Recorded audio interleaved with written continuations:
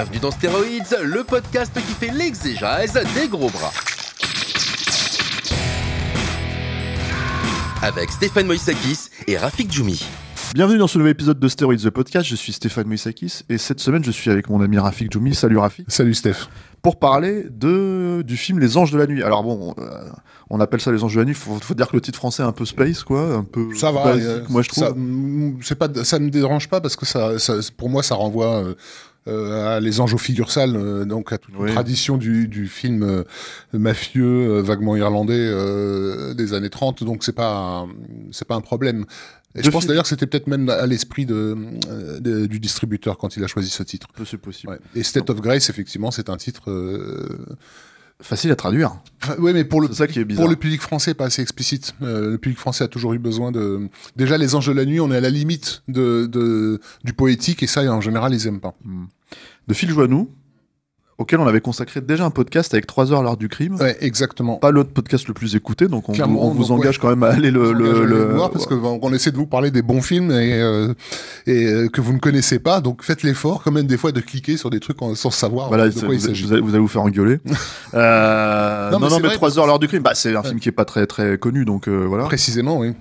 Et là, c'est un petit peu plus connu, même si je me rends compte qu'Alain Mercier à la technique ne l'a pas vu. Non, ce qui est fascinant avec ce film-là, c'est qu'encore aujourd'hui, c'est un film qui reste largement méconnu, y compris dans des cercles entre guillemets cinéphiles ou cinéphages, alors que il y a un casting de malades. Donc on résume un petit peu. On a Sean Penn, on a Gary Oldman, on a Ed Harris, on a Wright, Viterelli, Joe Viterelli, voilà. C'était son premier film. Il y a Ennio Morricone à la musique, Jordan Cronenweth. Jordan Cronenweth, donc le chef opérateur de légende, notamment responsable d'un petit film qui s'appelait Blade Runner, dont c'est pratiquement le dernier truc. Moi, ce qui encore aujourd'hui m'étonne, c'est comment ils ont réussi, comment Phil Joannou a réussi à monter en fait une équipe pareille, parce que Cronenweth, par exemple, de ce que j'avais compris à la fin de ses jours, le mec il était très cher quoi. David Fincher avait pu se l'offrir parce que Fincher évidemment il était en extase devant un mec comme ça. Il s'était offert sur le clip de Michael Jackson Who Is It, mais c'était un clip de Michael Jackson, il y avait du pognon derrière quoi. Alors que State of Grace c'est une production Orion, donc entre guillemets semi-indépendante, il n'y a pas des milliers et des cents. Non, c'est pas un énorme film, ça c'est clair. C'est aussi un film. Alors il faut peut-être le pitcher. Je t'en prie, Rafik. J'aime bien lancer mes. Alors le pitch, c'est donc l'histoire d'un flic undercover, donc joué par Sean Penn. D'ailleurs, on a oublié de citer au casting John Turturro aussi. Oui, bien sûr. Voilà, qui travaille donc avec ce fameux John Turturro, et il est envoyé en fait dans le quartier de son enfance, retrouver en fait gros ses amis d'enfance pour les infiltrer, parce que ce sont des gangsters irlandais, et donc là c'est le pitch, je dirais presque typique du mec qui va être tiraillé évidemment parce que il va retrouver ses sources en fait de ce qu'il est profondément, et au bout d'un moment il saura plus s'il est un flic ou s'il est ce jeune Irlandais qui a grandi parmi ces gens-là quoi. Et il devient un véritable Judas pardon. Et s'enfonce en fait dans je dirais entre guillemets par amour en fait pour les siens dans le crime et le drame. Donc ça ne peut pas voilà, le genre de film qui ne peut pas a priori trop bien se terminer. Ce qui est pas le cas d'ailleurs. Ce qui est pas tout à fait le cas. Voilà. Bon évidemment on va spoiler un petit peu voilà, mais on vous encourage quand même à voir le film parce qu'il est sorti en Blu-ray chez nous. Donc c'est quand même visible maintenant quoi. Donc alors moi, c'est un film que j'ai vraiment découvert dans les conditions idéales, parce que en fait, je l'ai découvert au marché du film à Cannes, mon tout premier festival de Cannes, avec Nicolas Kézik, qui peut-être nous écoute en ce moment. Salut Nicolas. Et ça fait partie de mes grandes découvertes, quoi. Tu sais, quand tu rentres dans une salle, tu sais pas du tout ce que tu vas te taper.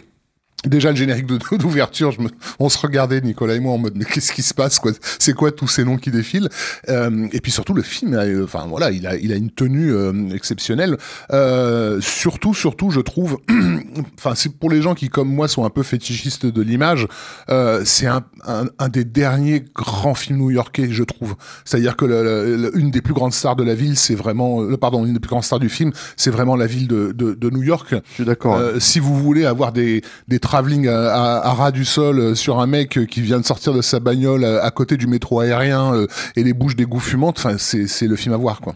Surtout que en fait, c'est un film qui passe dans chaque décor naturel, c'est-à-dire qu'il n'y a pas qu'un seul type de décor, c'est pas ça se passe à Hell's Kitchen, qui a été renommé, je crois, et d'ailleurs le film en parle en fait. Il a été question qu'il s'appelle comme ça, le film d'ailleurs, Hell's Kitchen. Ouais. Et en fait, le quartier en soi a été renommé, maintenant ça s'appelle Clinton, mais ils en parlent en fait dans le film, puisque c'est l'un, on va dire, des sujets vagues du film, c'est la gentrification, quoi, de New York, et c'est l'une des thématiques. Et en thématique, il y a la thématique religieuse aussi, parce que Hell's Kitchen, ça veut dire ce que ça veut dire, hein, c'est les cuisines de l'enfer. Et le film s'appelle State of Grace, donc la question de la rédemption, elle est centrale. Évidemment, et du coup en fait il y a chaque scène en fait finalement importante va se dérouler soit dans une église, soit sur les docks en fait au bout de Manhattan, soit en fait dans le quartier, soit dans les pubs. Donc du coup t'es en train de voyager dans la ville avec les personnages. Quoi. Tout à fait. Ça c'est assez impressionnant, et évidemment c'est mis en lumière. C'est mis en lumière par encore une fois par le chef de Blade Runner et de au-delà du réel, donc un mec qui a priori sait filmer un morceau de pierre, quoi. Alors la question qui se pose, c'est quand même de savoir, même si je m'avance peut-être un petit peu parce qu'on va parler quand même du film en détail, de pourquoi justement ce film avec ce casting-là, qui est quand même, on parle quand même de 3 acteurs hyper intenses, hein, je veux dire, juste pour prendre ceux qui sont sur l'affiche, hein, c'est-à-dire Sean Penn d'un côté, Gary Oldman de l'autre, et Ed Harris qui sortait à l'époque d'Abyss, quoi. Ouais. Comment en fait ça se fait qui a failli pas faire le film à cause de ça d'ailleurs, parce qu'il était encore blessé physiquement du tournage compliqué d'Abyss. Et il a remplacé au pied levé Bill Pullman. Ouais, tout à fait. En fait, Bill Pullman, ce qui là en fait aurait été, alors là pour le coup, ça aurait juste. C'est sûr qu'en termes d'intensité, rééquilibrer le film, quoi. C'est pas la même chose, et je crois que le problème de Bill Pullman, c'est qu'en fait il était pas assez physique justement, parce que mine de rien, alors moi les scènes que je préfère avec Ed Harris sont des scènes généralement au restaurant, des scènes entre guillemets calmes, quoi. C'est vraiment tous les moments où il essaie de manipuler les gens et qu'il y parvient pas. Je le trouve, enfin c'est probablement le plus loser des personnages, hein, d'ailleurs, que ça. Alors on précise pour ceux qui n'ont pas vu le film, donc. En fait, Sean Penn, une fois que s'infiltre via le personnage de Gary Oldman, qui est son ancien ami d'enfance, et Gary Oldman est le petit frère de Ed Harris, qui entre-temps est devenu le chef de gang local, mais un chef de gang galérien, hein, vraiment loser, quoi, qui est obsédé par il essaye de monter une association avec les Italiens, et qui donc veut faire bonne figure, et qui a du mal à gérer ces hommes qui en fait sont des Irlandais un peu irlandais, quoi, donc un peu tête brûlée, quoi. Ouais, qui ont le sang chaud. Et le truc, c'est que c'est intéressant ce que tu dis par rapport au fait que ce soit le personnage le plus loser, parce que techniquement, quand tu regardes le film, c'est censé être Gary Oldman. Oui. C'est censé être le personnage qui a le cheveu gras dégueulasse, qui est comment dire, qui dort dans ses fringues depuis des jours et des jours. Il le dit d'ailleurs dans le film, quoi. Et du coup, tu te dis, bah c'est lui le foireux, en fait. Mais sauf que c'est celui qui a un code d'honneur que Ed Harris n'a pas, quoi, en fait. C'est celui qui a une forme de rédemption, c'est-à-dire c'est un taré, clairement, qui est le personnage de Gary Oldman, mais tu sens un truc horriblement blessé, on va dire, quoi, une blessure qui s'est jamais refermée, alors que le personnage d'Ed Harris, il a littéralement vendu son âme, quoi. Voilà, enfin. On spoil, hein, mais bon, comme dans tout drame qui se respecte, à un moment donné, il va y avoir une question de fratricide. Et Ed Harris va se poser la question de savoir s'il bute ou pas ce frère qu'il n'arrive pas à contrôler.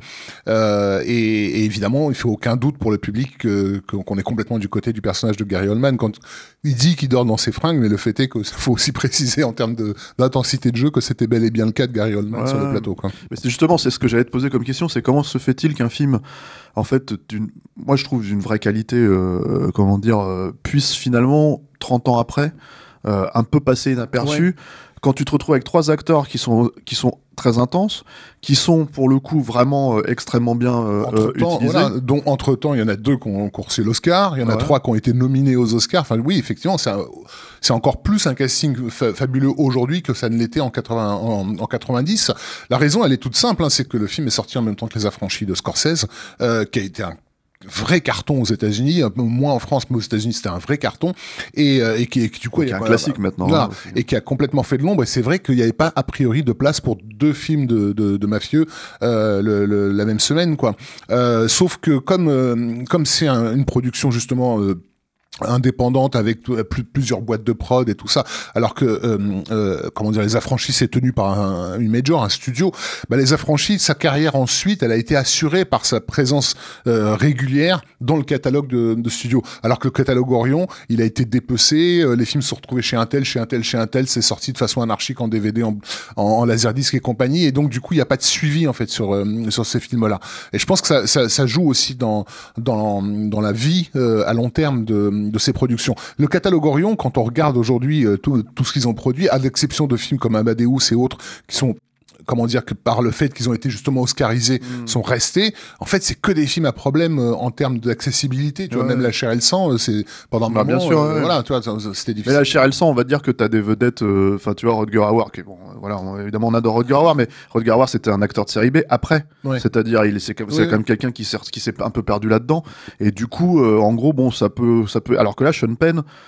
Ed Harris, comment dire, Gary Oldman, quoi. Enfin, on parle quand même d'acteurs qui, ouais, comme tu l'as dit, en fait, qui sont vraiment des acteurs appréciés. Certains donnent une performance dont ils sont encore aujourd'hui plutôt fiers. Enfin, je crois que, Ed Harris considère que c'est le tournage le plus difficile qu'il ait eu.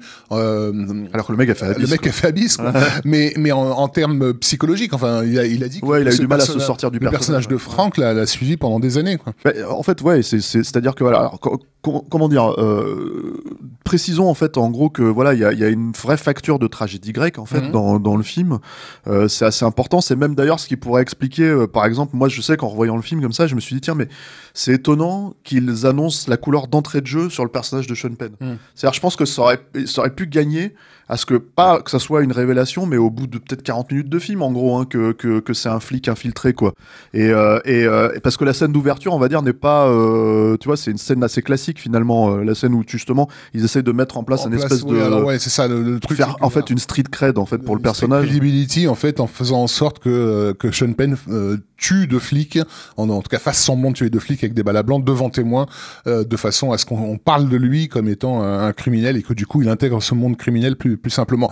Moi je pense que c'est important parce que il y a un bon quart d'heure voire 20 minutes qui sont consacrés à la découverte de ce monde de la mafia, enfin des gangsters irlandais. Je pense qu'on serait très mal à l'aise si on n'avait pas cette information. Je veux dire, il y a des scènes quand même glauque, la séquence où il ouvre le frigo et il lui montre les mains congelées, qui est une vraie idée de ça vient vraiment, en fait, voilà. Mais qui est réel en fait, c'est pas qui leur servent à créer de fausses empreintes sur les flingues et tout ça, et ils se mettent à jouer avec ces mains de cadavres comme des gamins. Si on n'était pas dans les basques de Sean Penn, qui est dans une situation donc de flic, quoi, qui assiste à un truc criminel, on se dirait c'est qui ces connards, quoi. Des gangsters. Bah oui, clairement. Non, mais à la limite, c'est quand même une figure hyper hyper cinématographique. Oui. Donc quelque part, c'est pas moi, ça m'aurait pas choqué. Le fait est que toute cette partie-là, pour moi, on a besoin d'être dans les basques d'un infiltré, c'est-à-dire de quelqu'un qui vient d'ailleurs, d'un étranger qui découvre ce monde et qui doit présenter un certain visage, quoi. Donc quand on voit Sean Penn rigoler dans cette scène, on sait qu'au fond de lui, il est mal à l'aise. Ouais. Mais j'allais dire, en fait, en même temps, c'est un infiltré qui vient de ce monde-là aussi. C'est-à-dire que, donc, en fait, je sais pas si Enfin bon, en tout cas, moi, c'est un des points où je me suis dit, ça, ils auraient pu jouer un petit peu avec la révélation, entre guillemets. Et je pense qu'en fait, c'est un truc qui aurait pu aussi appeler le spectateur. C'est-à-dire lui donner un espèce de ah tiens j'avais pas compris ça et du coup ça me fait revoir un petit peu l'entrée en matière d'un œil différent. Là c'est très direct, mais le film est très direct, hein. C'est clair qu'il a une narration qui est finalement assez épurée dans sa façon de de présenter tous les enjeux. C'est tu vois, c'est littéral. Le personnage de Robin Wright, qui est en fait la sœur de Ed Harris et de Gary Oldman, c'est un personnage, en fait on te dit elle est allée en haut, c'est-à-dire en fait quand on te présente la ville, alors en fait on t'explique elle est déjà dans la gentrification, c'est-à-dire qu'elle a décidé de s'extraire de son milieu, de fuir, et en fait en gros elle travaille dans un hôtel de riches, elle voilà, donc en fait elle veut vraiment sortir de sa condition initiale, et en gros le premier truc que t'apprends sur elle, c'est elle vit uptown, quoi. Uptown c'est vraiment en fait chez les bourges, quoi. Et tout est, on va dire presque, c'est pas au stabilo, c'est pas vrai, parce qu'en fait encore une fois le film est complètement incarné, mais par contre sur le papier il n'y a pas d'ambivalence en fait là-dessus. C'est-à-dire que quand Ed Harris, la relation que Ed Harris a avec sa sœur, par exemple, où elle le snob littéralement, il l'appelle la reine des glaces, quoi. Oui. Tu vois. Donc en fait, tout ça c'est très très appuyé. Un réalisateur, j'ai envie de dire, ou en tout cas des acteurs moins impliqués, en fait, auraient probablement fait un film générique. Non, mais ça correspond aussi à la mentalité, pour le coup, irlandaise des personnages, qui est de rentrer dans l'art, quoi. C'est-à-dire que quand Ed Harris essaie justement de l'embobiner sur un mode nostalgique, en mode ma petite sœur, pourquoi t'es partie, elle lui répond clairement, je suis pas parti, je t'ai fui. Tu vois, donc ça souligne le personnage, mais ça souligne aussi leur origine, quoi. On est dans un monde où on s'envoie des trucs à la tronche. Non, je pense que c'est important. Par contre, moi, le problème que j'ai avec le film, c'est un film que j'ai envie de défendre, donc je vais pas dire aux gens que c'est un film à problème. En fait, il a quand même quelques problèmes. Comme toutes les prods d'Orion, comme tu l'as dit. C'était une production. Je crois que le premier montage faisait plus de 3 heures, et c'est vrai que c'est un film qui a quand même été conçu comme entre guillemets comme une saga. Du coup, ça a nécessité une très très grosse réduction de temps, et je trouve pas que le montage séquentiel soit très efficace. Ça veut dire que le film est bien monté en termes de dynamique, d'action, etc., et y compris les séquences profondes entre les personnages sont très bien montées, mais on passe d'une séquence à l'autre un petit peu de façon artificielle. C'est-à-dire, on termine un truc et on passe à la scène suivante. Et il n'y a pas un enchaînement où on se dit ça se déroule organiquement, on va dire. Donc ça, c'est pour moi le seul et vrai point faible du film, c'est son montage séquentiel. Moi, dans les scènes, parce que tu parles là, parce que le film fait 2h15, dans les scènes qui manquent, t'as notamment, en fait, en gros, d'après ce que j'ai compris, des scènes entre Gary Oldman et Ed Harris où ils vont justement se débarrasser de gangsters irlandais. Ouais. Et qu'en fait, apparemment, c'était des scènes qui rapprochaient les deux personnages, qui les montraient la façon dont ils fonctionnent ensemble et pourquoi ils sont organiquement liés, en fait, dans leur empire du crime, quoi. Et c'est vrai que, bon, moi, je trouve pas que ça manque particulièrement, en fait, quand tu regardes dans le film, par rapport à la relation entre les deux persos. Moi non plus, j'ai pas de manque. Mais ça aurait peut-être appuyé le comment dire, la trahison finale, on va dire, mais ça aurait peut-être pu donner encore plus de corps, surtout si on part du principe que, en fait, parce que c'est ça, en fait, qui, moi, je trouve fonctionne extrêmement bien dans le film, c'est chaque scène dont tu parles à part, en fait, prise à part, elles sont extrêmement habitées. Je comprends ce que tu veux dire, en fait, même en termes d'écriture. Ouais. C'est-à-dire que quand je parle de montage séquentiel, ça veut dire que ce qui manque, c'est les conjonctions de coordination. Il n'y a pas de donc et à ce moment. Pendant ce temps, on n'a pas cette sensation dans le film. Quelque chose de l'ordre de la chronique. C'est ça. On vit dans ce monde-là, en fait. Après, il se passe ça. Et bon, sur 2h15, ça peut poser un problème d'attention. Moi, je sais que la première fois, j'ai été fasciné par la mise en scène et la qualité photographique du film, mais j'ai pas été fasciné par sa narration. Et j'avais pas. D'ailleurs, il y a des choses que j'avais pas compris de ce fait-là. Il y a des moments où j'ai été un peu distrait. Si on prend un film comme Les Affranchis, c'est l'extrême inverse. Oui, son montage séquentiel, il est parfait. Mais ça, c'est pensé pour. Enfin, c'est vraiment pensé pour. Là, le truc, en fait, et puis on parle quand même de, voilà, sans être. Encore une fois, c'est. Quand t'es comparé à Scorsese, voilà, pas trop planté, quand même. Voilà, mais le truc, mais c'est surtout, et même inversement, Phil Joannou n'est pas Scorsese non plus, quoi. Tu vois, c'est-à-dire que c'est aussi le truc qu'il faut peut-être préciser aux gens, c'est qu'il faut pas s'attendre à un film de gangster. Effectivement, c'est à la croisée entre le film de gangster, le film noir, la dramaturgie des pièces de théâtre, en fait, new-yorkaises, parce que ça aussi, c'est un truc qui est quand même hyper important, faut le préciser, quoi. Les gens qui ont écrit le film, alors Dennis McIntyre, qui était un dramaturge aussi, qui a écrit des pièces de théâtre, qui est mort très très peu de temps après la sortie du film, voire même, je crois, au moment de la sortie du film, quoi. Apparemment, il y a eu une grosse réécriture d'un autre dramaturge qui est David Rabe. David Rabe, qui est donc un autre dramaturge, voilà, qui bosse beaucoup avec Sean Penn, qui a écrit notamment Casualties of War, en fait, Outrage de Palma.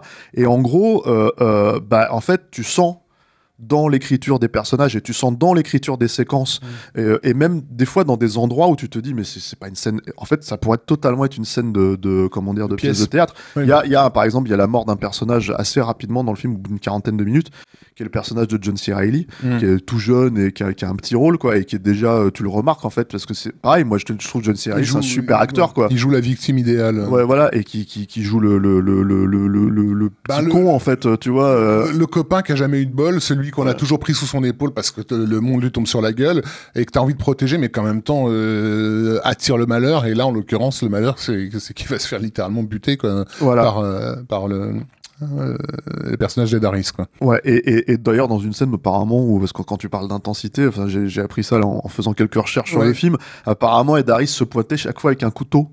Parce qu'il lui ouvre la gorge, tu vois, et un vrai couteau sur le plateau, et en fait, Joannou était obligé de lui enlever le couteau, mais qu'est-ce que tu fous, quoi? Et en fait, apparemment, à des moments, il revenait, du coup, comme il avait plus son couteau, il revenait avec un hachoir ou un truc comme ça, quoi, pour littéralement foutre la trouille à John C. Reilly, qui savait plus où se foutre, voilà. Mais ça sent. De toute façon, il y a plein de scènes où tu sens qu'il se passe quelque chose. L'autre truc qui crève l'écran aussi, parce qu'on en a pas parlé, parce que on n'est pas dans le gossip, mais quand même, c'est important, c'est que c'est le film de la rencontre entre Sean Penn et Robin Wright, qui donc va devenir Madame Robin Wright Penn, et ce que Phil Joannou racontait de ça, c'est qu'ils rejouaient leur séquence dans leur vie à eux, quoi, dans la passion des premiers jours. Quand ils avaient une scène d'amour, c'était un jour où ils étaient justement hors plateau en train de se bécoter, et des fois ils les surprenaient dans le couloir en train de se chier dessus, de s'engueuler comme c'est pas permis, et ils se disaient cool parce que la scène qu'on tourne aujourd'hui c'est celle où ils se foutent sur la gueule, quoi. Et pareil, ça se sent la séquence où vraiment elle vient chez lui pour lui dire qu'elle est paumée, elle sait plus du tout comment elle s'appelle, quoi, avec tout ce qu'il vient de lui révéler, lorsqu'il lui révèle qu'il est un flic et qu'elle comprend qu'il va foutre ses deux frères en prison, elle sait vraiment plus sur quel pied danser. Quand elle quitte la pièce et qu'elle décide de claquer la porte, elle y arrive pas. Tu sais, enfin, la sombre encore là. Enfin, ça sent tellement le vécu, quoi, que ça marche bien, quoi. Mais c'est ça, en fait, c'est-à-dire que donc, en fait, ce que je disais pour reprendre un tout petit peu, c'est qu'on se retrouve dans un film qui est à la croisée entre le film noir. T'as parlé des films de gangsters des années 30. Et c'est, je pense, important dans ce côté dramaturge aussi, et quelque chose de coup, pour le coup, d'intellectualisé par Phil Joannou, qui est quand même un cinéphile, faut le préciser. Il fait une référence notamment dans la scène de gunfight finale, à l'arrivée de Sean Penn dans le bar, à l'ennemi public de William Wellman, en fait, le moment où le son disparaît, en fait, il y a plus aucun son. Ça, c'est vraiment une référence directe, quoi. Donc, tous ces films, effectivement, de gangsters des années 30, certains étaient italiens, mais beaucoup étaient irlandais, ben oui, c'est une référence claire, oui. Donc t'as ça dans la lumière, évidemment. Enfin, voilà, la scène dont on parle avec John C. Reilly, c'est littéralement une scène de film noir. En fait, tu peux pas dans une ruelle, dans une ruelle avec le type qui se fait ouvrir la gorge, où tu vois finalement buée, en fait, tu vois plus la buée, puis tu vois plus, en fait, t'entends plus les gargouilles du mec, en fait, que vraiment le sang, tout ça, etc. Donc t'as tout un truc en fait autour de ça. Et en fait, moi j'allais dire, même en fait quand je parle de scène, alors évidemment quand tu regardes par exemple une scène où t'as les trois personnages en fait de Sean Penn, de Robin Wright et de Gary Oldman qui se retrouvent à l'église. Bon bah ça c'est flagrante en fait, une scène où ils se mettent à prier pour justement le personnage de John C. Reilly. Voilà, c'est une scène de dramaturge pure et dure, mais moi j'allais dire justement la scène où il le retrouve son cadavre en fait sur les docks et tout le plan séquence en fait qui suit quand ils sont en train de s'engueuler, etc. c'est une scène, enfin tu pourrais la mettre sur une pièce sur une scène sur une pièce de théâtre, quoi. Toutes les scènes entre Sean Penn et John Turturro sont vraiment celles qui ressemblent le plus à du théâtre d'avant-garde new-yorkais de l'époque. Ils ont une scène dans un métro, effectivement. Voilà, avec une mise en place à chaque fois. C'est-à-dire que ce qui est marrant, c'est qu'en fait, on se retrouve dans un décor où tu sens que c'est une scène qui pourrait se passer dans la rue, c'est une scène qui pourrait se passer dans un cimetière, c'est une scène qui pourrait se passer n'importe où. Et en gros, le truc, c'est que non, comme ça se passe à New York, il faut qu'on prenne un élément de New York pour le montrer. Et du coup, c'est la seule scène quasiment de métro, je crois, du film, si je dis pas de bêtises, quoi. Et en fait, du coup, voilà, ils se retrouvent et c'est une scène qui est complète, qui est fermée là-dedans, effectivement. Et après, tu ressors et tu revois plus le métro du tout, quasiment du film, quoi, je crois. Et ils sont tous les deux parfaits dans cette séquence-là, parce qu'en plus, ils ont là, pour le coup, un rôle difficile à jouer chacun dans cette scène-là. Sur le plan, encore une fois, de l'interprétation, c'est quand même brillant, et aussi il faut quand même rendre justice à Phil Joannou, qui le mec a 28 ans quand il fait le film, quoi. Faut tenir un casting pareil. Ça veut dire aussi leur laisser la place. Alors lui, il disait que parce qu'en fait, donc on en avait parlé dans 3 heures l'heure du crime. 3 heures l'heure du crime, c'est un film très mis en scène, entre guillemets. On en parlait. Visuellement, ça se voit, en fait. Et c'est à la Sam Raimi presque. Voilà, ce qui veut dire aussi que les cahiers du cinéma direct, c'est ostentatoire. Voilà. Certainement. Clipesque. Voilà. Mais ça veut dire aussi que c'est beaucoup de scènes bloquées où les comédiens ont pas la place. Ils doivent suivre leur marque très précisément, etc. On sent bien que Les Anges de la nuit, c'est pas du tout ça. Tu sens qu'il y a de l'improvisation, tu sens que voilà, que la caméra de temps en temps court après ces comédiens et qu'il fallait leur laisser cette place-là parce que c'est des gens, si tu commences à leur donner des marques trop rigides, ils te pètent entre les doigts, quoi.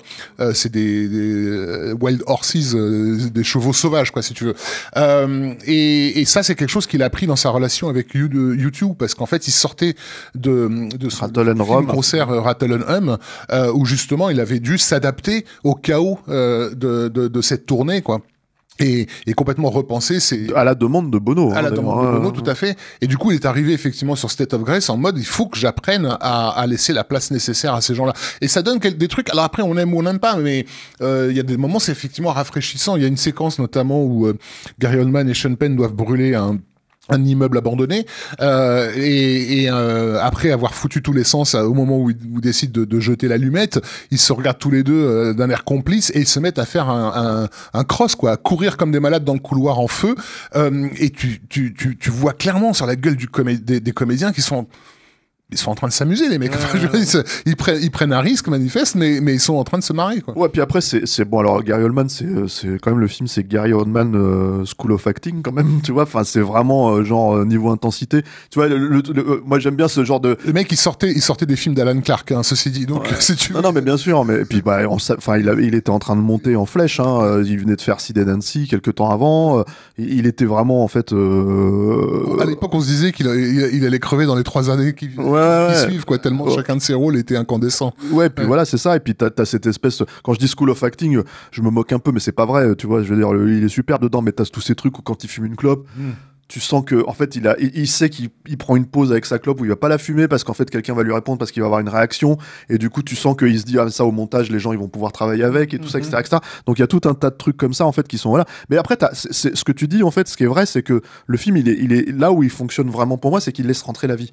C'est-à-dire que ça, en fait c'est un film qui aurait pu être extrêmement lourd, extrêmement comment dire patho en fait dans le pathos en fait qui ramène, qui traite quand même de choses encore une fois, enfin la tragédie grecque c'est jamais été très léger, quoi. Ouais. Et en gros, c'est pas tant que le film soit léger, mais c'est qu'il est vivant.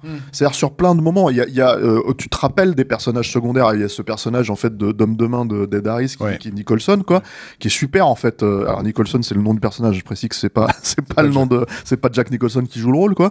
Mais en gros. Ce moment où il vient buter un barman, en gros, t'as la scène qui est brutale, c'est une scène de film de gangster, et en fait, le détail qui tue, c'est les cacahuètes. Ouais, il prend une poignée de cacahuètes et il se barre, quoi, tu vois, et tu te dis, mais c'est un enculé. Moi, quand je vois ça, je me dis, c'est vraiment une ordure, le mec, quoi, parce que c'est juste ce détail, en fait, où tu dis, en fait, il en a rien à foutre, quoi, tu vois. Et ça, c'est fort, en fait. C'est des trucs, c'est des petits détails, en fait, dont tu te rappelles. Faut peut-être qu'on parle... Sur la mise en scène, en fait, c'est quand même un équilibre entre, justement, laisser la place nécessaire aux comédiens et quand même faire de la mise en scène. Moi, j'ai le souvenir d'un plan qui m'avait marqué à l'époque parce que j'étais jeune, et c'était une époque où je bouffais du cinéma classique et du John Ford notamment. Et dans la scène d'église dont tu parlais tout à l'heure, donc en gros ils sont à la recherche du personnage de Gary Oldman qui a disparu, et ils savent où le retrouver, et donc ils le retrouvent à l'église. Et quand on arrive sur ce plan où il rentre dans l'église, notre première réaction c'est de se demander comment un fou furieux peut se retrouver à prier dans une église, quoi. Et on a donc ce travelling qui passe... Le catholique guilt, comme on dit. Alors, voilà, mais le truc, c'est qu'on a ce travelling qui court le long des chaises alors qu'ils sont en train de s'approcher de lui. Et lorsqu'on arrive au niveau de l'allée centrale, on découvre toutes les bouteilles de bière, en fait, qui sont posées à côté. Ça, c'est pour moi, hein, c'est vraiment de la putain de mise en scène, quoi. Et c'est un truc que John Ford aurait fait, littéralement. Et aussi, après, au-delà de ces choses-là, en fait, tout simplement, enfin, des choses. Alors, moi, encore une fois, on parle de la perte du langage, même si c'est très, finalement, mais, donc, on parle d'un film qui a 30 ans, un peu plus maintenant. Et en gros, pour moi, le cinéma, il y a toujours eu cette notion de la dilatation du temps. C'est-à-dire qu'en fait, on peut jouer avec le temps. Et en gros, malgré tout, en fait, il te fait, parce qu'il faut qu'on parle de cette scène quand même, c'est la scène finale, quoi, qui est extrêmement cathartique.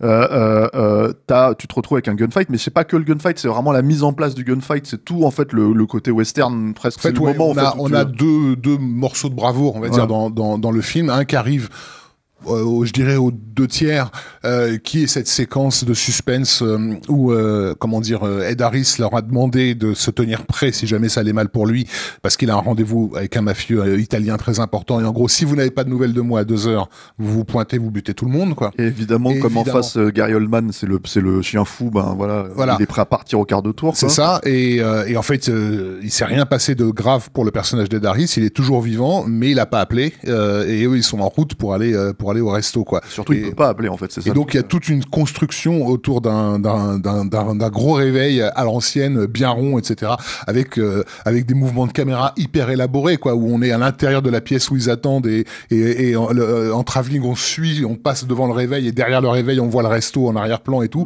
Donc bon, tout ce passage-là, c'est un pur passage de plaisir de mise en scène, mais qui du coup donne une tension Hitchcockienne très claire. Et la séquence de gunfight finale, donc en gros le règlement de compte, là, c'est celle où Sean Penn va mettre les cartes sur la table et dire jouer le tout pour le tout. C'est-à-dire buter tout le monde, où on est chez Peckinpah, et assez littéralement, parce que donc Phil Joannou a littéralement montré la Horde Sauvage à ses chefs cascadeurs pour leur expliquer ce qu'ils voulaient, notamment au niveau des impacts de balles, de la façon avec laquelle le sang va gicler, etc. Ce qui, moi, je sais qu'à l'époque où on a découvert le film, donc à Cannes, nous on venait de découvrir l'année d'avant The Killer, John Woo, et on n'en revenait pas que ce soit aussi rapide de retrouver du John Woo dans un film américain. C'était pas la référence. Mais en fait, c'est pas mais c'est pas la référence de Phil Joannou. Mais c'est vrai qu'il y a une vraie qualité.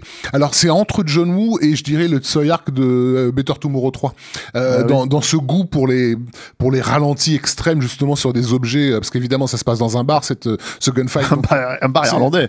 Une bonne excuse pour qu'il y ait tout le temps des trucs qui pètent, que ce soit des cacahuètes, des bouteilles, voilà, des choses comme ça, du verre. Et mais c'est vrai qu'on avait l'impression de voir un final de film hongkongais. Alors il y a ça, mais il y a aussi un détail en fait qui est quand même hyper important, c'est que c'est monté en intervalle en fait avec la comment dire la parade en fait de Saint-Patrick, ouais. Voilà, qui est quand même un événement hyper important donc pour la communauté irlandaise de New York, quoi. Et en fait c'est un truc qui est chaque année, je ne sais pas si c'est encore le cas aujourd'hui, mais en tout cas à l'époque et tout. Et en gros tout est monté comme une espèce de procession funèbre, quoi. Tu vois, c'est ça qui est assez c'est ça qui donne aussi le ton du film, c'est-à-dire que le film se termine sur ce plan en fait de Sean Penn qui s'est pris des balles partout et tout ça, etc., et tu connais pas son sort en fait, tu sais pas ce qui va se passer en fait à ce moment-là, quoi. Mais disons que du coup ça peut même être une mise à mort pour lui s'il y arrive pas en fait, voilà. Mais le truc c'est que, enfin je dis ça c'est littéral évidemment dans le film, mais ce que je veux dire c'est que du coup ça donne un ton qui pour moi c'est là aussi où ça le rapprochait de John Woo, c'est-à-dire que parce que John Woo il y a toujours eu en fait ce mélange entre la façon d'exacerber les sentiments et en même temps en fait de jouer avec le fameux catholique guilt dont je parlais, enfin le catholique guilt, c'est-à-dire le péché, enfin pas le péché, mais la culpabilité. Merci Alain, merci la voix de Dieu qui me parle et la culpabilité effectivement catholique, quoi, de base. On reprécise que John Woo est catholique, ouais. Voilà, c'est ça. Donc du coup en fait t'as tout ce truc, c'est pour ça à mon avis aussi qu'il y avait une espèce d'impression de comment dire, rentrer dans la logique en fait interne des personnages, quoi. Ce qui est important en fait chez John Woo, parce que c'est pas juste des gunfights pour des gunfights, c'est des gunfights en fait qui exacerbent leurs sentiments, quoi. Donc là c'était un peu cette logique là, donc je comprends ce que tu voulais dire, mais effectivement ça arrive très très vite. Le mec qui a vraiment fait rentrer John Woo entre guillemets, enfin le style de John Woo dans le cinéma américain, c'était Joel Silver, c'était plutôt lui qui allait chercher directement à la source, bien sûr. Mais c'est vrai que donc du coup ça montre à quel point aussi le film se distingue de tous les thrillers ou films de gangsters qu'on peut voir à cette époque-là, en 90, quoi. Vraiment, à tout point de vue, il y a pas grand-chose qui lui fait concurrence, et je pense que enfin, voilà, je suis étonné qu'aujourd'hui il soit pas systématiquement recommandé dans des listes ou des trucs comme ça de, je sais pas moi, les meilleurs films que vous n'avez jamais vus, le meilleur film sur, voilà, enfin, la communauté irlandaise américaine, elle a pas grand chose qui la représente dans le cinéma américain de ces 30 dernières années, quoi. Si tu veux, c'est pas Copland qui va te servir de bannière. Alors déjà, c'est génial, Copland, donc tout calme, ok. Voilà, mais en plus, enfin, c'est pas vraiment un film sur ça, Copland. En fait, c'est pas vraiment un film sur les Irlandais. Le truc, c'est que, non, moi, je pense, comment dire, et puis Copland, c'est pareil, en fait, comme il y a un casting de malade, c'est un film qui arrive à peu près encore à passer le temps. Il y a un réalisateur derrière et tout. Non, là, le truc, en fait, qu'il faudrait rajouter peut-être, parce qu'on en a pas trop parlé, tu l'as évoqué très rapidement au début, mais il y a quand même un autre nom au casting qui est quand même assez énorme, c'est Ennio Morricone. Voilà, qui est dans sa phase, je trouve, alors tu vas peut-être me corriger parce qu'on n'est pas sur Total Tracks, mais en fait qui est un peu dans sa phase Les Incorruptibles. En fait, non, il est plutôt dans sa phase post-mission. Ah oui, alors c'est vrai qu'il y a repris des thèmes et tout. Morricone, c'est que sa méthode de travail était, comment dire, il faisait un peu il imposait ses règles, il avait raison, il pouvait se le permettre. En gros, il fallait se déplacer jusqu'à chez lui. Hein. Il était à Rome, donc ça voulait dire qu'effectivement Joannou et son équipe sont allés le voir là-bas. Et son truc à lui, c'est que c'est pas il compose pas à l'image.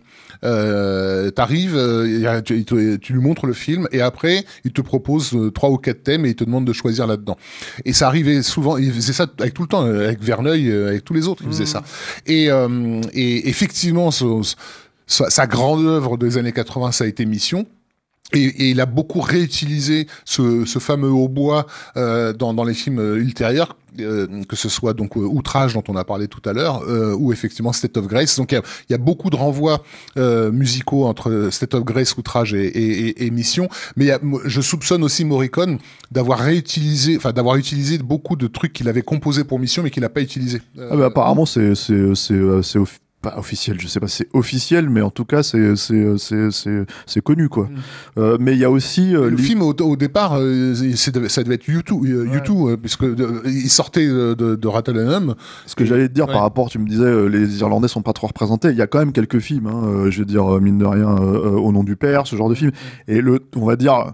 Le cliché à l'époque en fait du film hollywoodien qui traitait des Irlandais, c'est que t'avais au minimum une chanson de YouTube, mais au minimum du minimum quoi. Il y en a une. Ouais, non mais bien sûr, évidemment. Et puis à plus forte raison puisque le mec a bossé avec eux. Mais ce que je veux dire en fait, si tu veux, c'est que ça devenait presque. Tu vois, on a fait un podcast sur Blown Away. Bon bah voilà, tu vois, t'en as au moins 2 je crois.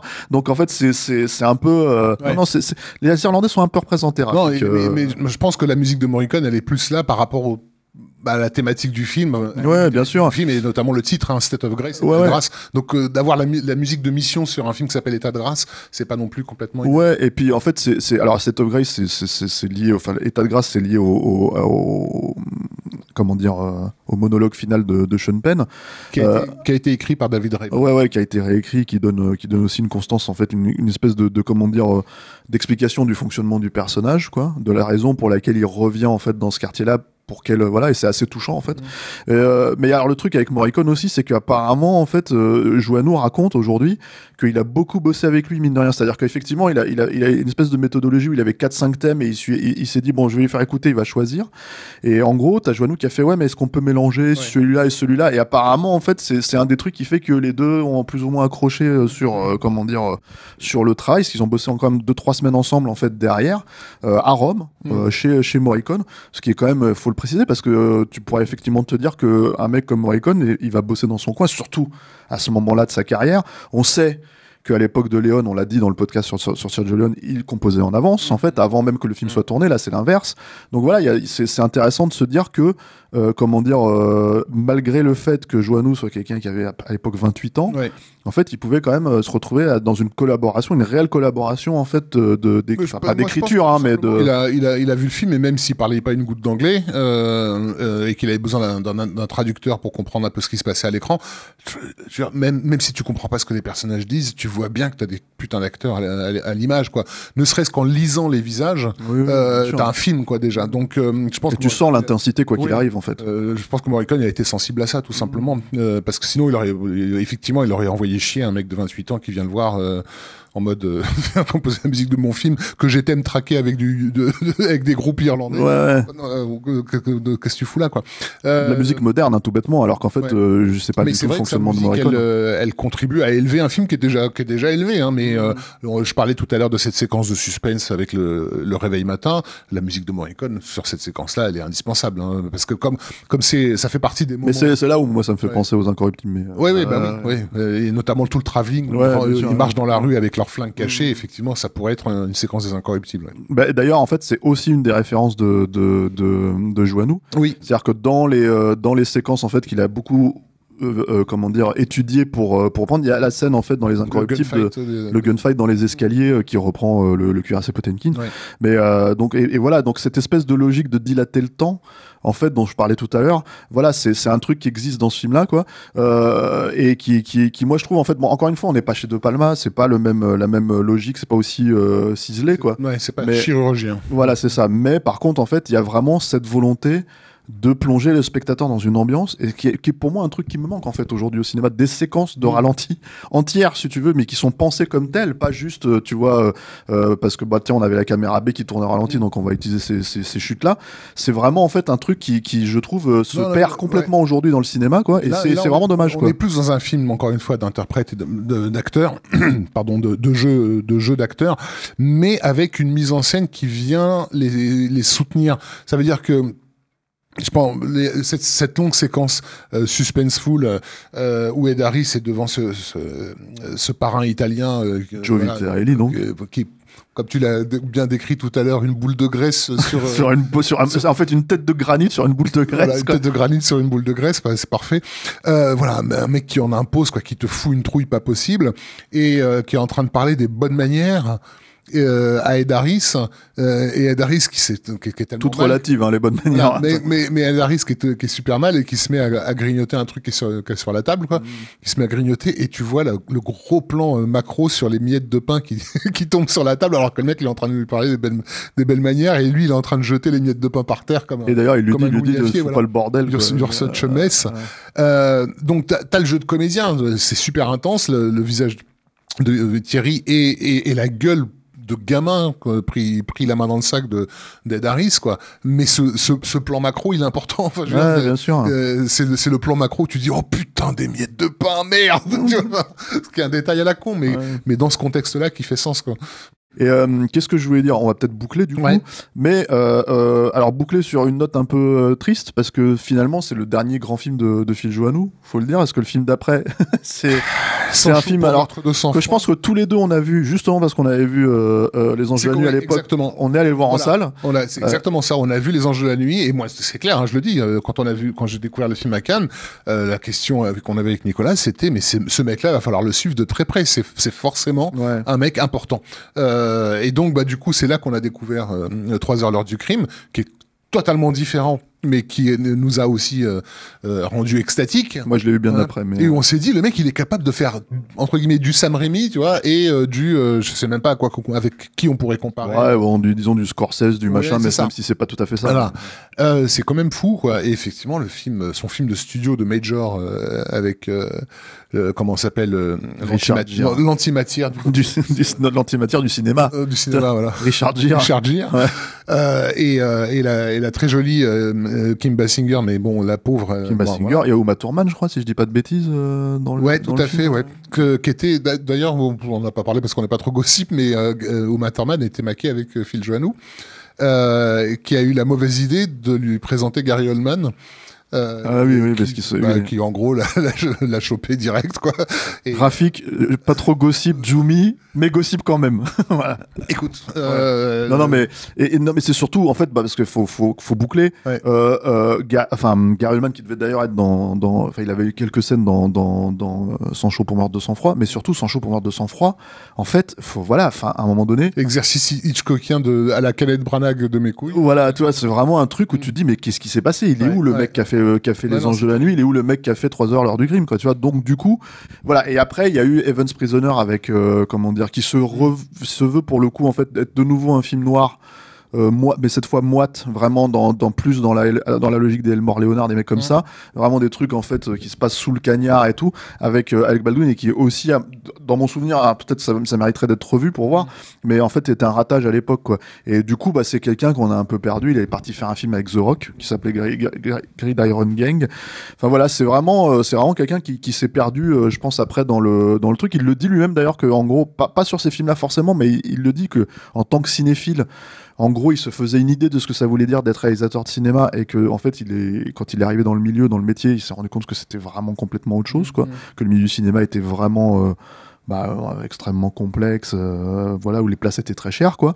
Et du coup, je pense que ça explique peut-être aussi la perte, en fait, voilà, quoi. Puis l'énergie, mine de rien, quand t'as 30 ans, tu veux tout donner, c'est une chose, mais c'est vrai que plus tard, en vieillissant... Oui, je pense qu'il s'est quand même bien saigné les veines sur un film comme State of Grace, ouais. Et ça se voit. Donc voilà, on invite tout le monde à regarder ça. Les Anges de la Nuit. Vous voulez vous rappeler de ce que c'est que le cinéma. C'est sorti en Blu-ray chez nous.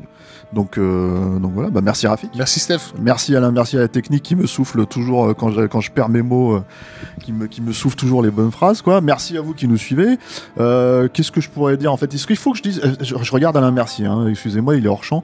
Est-ce qu'il faut que je précise en fait encore une fois qu'on est sur Instagram, sur Twitter, sur Facebook, qu'on a un Tipeee, on a plus de Patreon? Si on a toujours le Patreon, Alain Mercier. On a le Patreon, c'est un pilote automatique. Voilà, il y a Kiss Bang Bang, tout ça, etc. pour nous soutenir. Il faut que je dise tout ça, Alain Mercier?